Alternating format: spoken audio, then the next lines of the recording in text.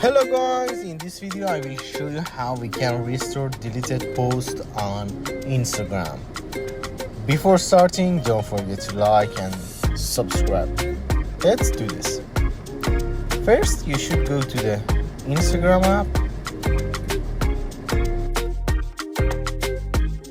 For example, I delete this post.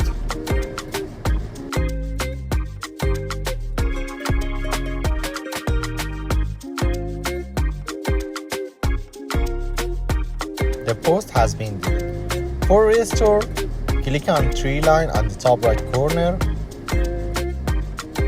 Click on your activity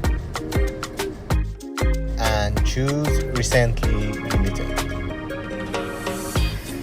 You can see the deleted post here. If you click on it, 3 points and choose restore.